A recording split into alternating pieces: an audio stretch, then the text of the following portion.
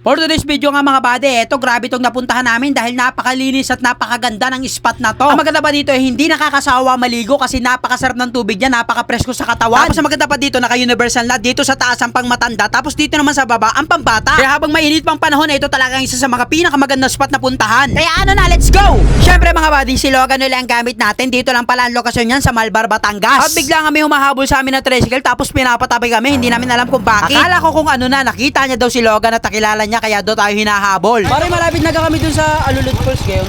Malapit na pare. Masarap yan maligo doon. Mabalay hagdanan. Ayun lang, medyo meron pala tayong lalakarin na mahaba. Pagdating nga namin dito sa dulo, akala ko resort, dito pala yung tamang daan at kailangan magbigay dito ng 10 piso bawat isang tao. Tapos ang maganda pa dito, meron pala sila dito napakalawak na parking space. Kaya kung ang dala mo yung tangke na ditulak, walang problema kasi napakalawak nga ng parkingan niya. At nung nakita nga namin yung sign na to, siguro napaisip kami malapit na, dedire-diretsuhin lang namin to. Yung pala yung isa sa mga pagkakamali namin kasi napakahaba pala talaga ng lakarin dito, tapos palit pa ng palitan daan. At pagdating nga dito sa may shed, eto na pala yung sign na sinasabi kanina ng mga nakasalubong natin na mahaba ang lakarin pababa. Pero huwag kayong mag-alala kasi meron naman tayong kakapitan dito sa gilid para hindi matumba. Akala nga namin malapit na pero umabot na siguro kami ng 200 step pababa pero hindi pa rin kami nakakarating. Hanggang sa nakita lang nga namin tong hangganan ng hagdanan at eto na nga nakita ko na yung mga naliligo. Grabe, napakaganda dito. At hindi lang isa kundi 3 liguan ang aming natagpuan dahil dito sa baba mayroon pang 2. Tapos ang maganda pa sa kanya, bukal yung tubig kaya pwede mong inumin tapos idura. Hindi lang yan dahil nababalutan nga ng puno at halaman itong liguan kaya napaka-presko sa pakiramdam.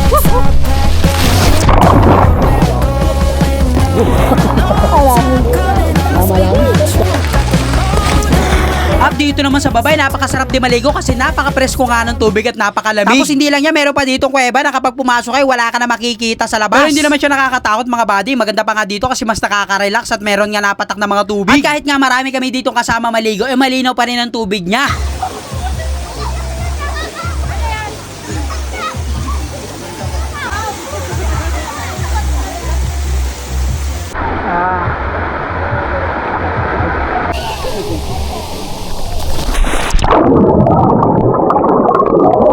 Lamig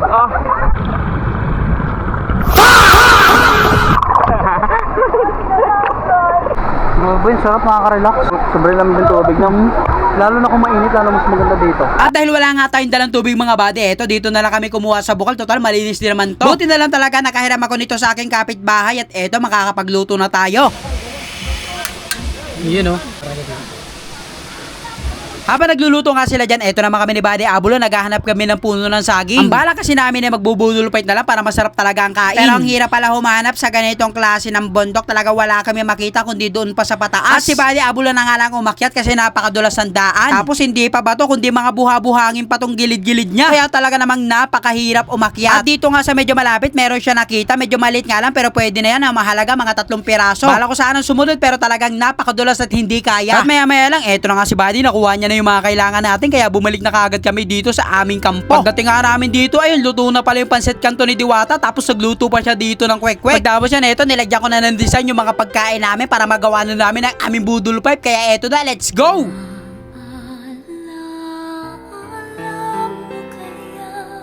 Grabe yun, talaga napakasarap ng kain namin na talagang ubos na ubos. Pero ang payo ko lang kapag pupunta kayo dito, wag na wag kayo magkakalat. Kumbaga yun na yung pinakamaganda magagawa nyo para sa kalikasan. Tsaka meron din naman basuran dito sa gilid kasi ikalat natin ay dito na lang natin ilagay. Siyempre babalik tayo dito sa ating luguan na talaga namang napakasarap at may nakita nga ako dito, 2 gripo na napakalaki. Grabe mga buddy, talaga nakaka-relax din dito dahil talagang pag tumama sa'yo yung tubig para siyang water galing sa falls. At pag napunta nga kayo dito, subukan nyo rin, talagang nakaka-relax at talaga namang mawawala lahat ng problema mo kasi mauuna ka mawala pag bumagsak ka dito. At nandito rin pala yung malaalamat na butete na matagal na sumisisi dito tapos kasama niya dito yung mga isdang maliliit. At ang maganda pa dyan mga buddy, pwede nyo rin kunin itong maliliit na isda basta ang gamit nyo pana. Ate, pwede makingin ng mangga? May liempo pa ate? Ubus na. Hindi ako nakaabot. Sambo. Yan, pinga kasi natin. Yan ha. Thank you ate. Pagpalain ka ng Diyos. Thank you po. Baka pag may liempong maligaw ate. Ano yung hiningi mo kay ate kanina? O, ganyan lang ang diskarte, huwag ka maiiya para mabusog ka. At kung hindi man tayo binigyan ni ate, okay lang sa akin na mahalaga sinubukan ko. Tsaka alam niyo, yung pinaka nagustuhan ko dito, talagang hindi siya nakakasawa. Mamaya nga, abutin na kami ng alas 5 pero hindi pa rin kami umuwi. Parang si Buddha. Pero hindi ka na pwede maging Buddha. Wala namang maitim na Buddha. Lahat maputi ha? Nasunog. Nagkasunog ka ng templo. Pangat nga, pangat ng nga. Palutang ng tayo. Palutang. Boy bunda, pwede. At sunod nga niya mga buddy, dito naman kami sa baba kasi hindi pa kami nakakaligo dito at eto nga yung mga pambata talaga. At hanggang bewa nga lang yung tubig dito kaya safe na safe siya sa mga isip bata. Yun, tinawag na kami ni ate. Sarado na daw, time out na.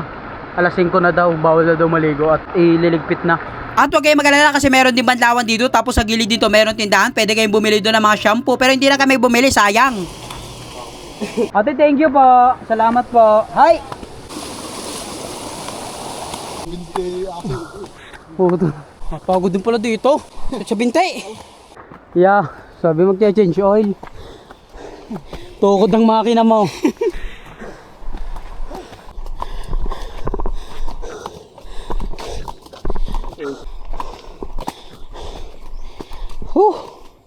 Good.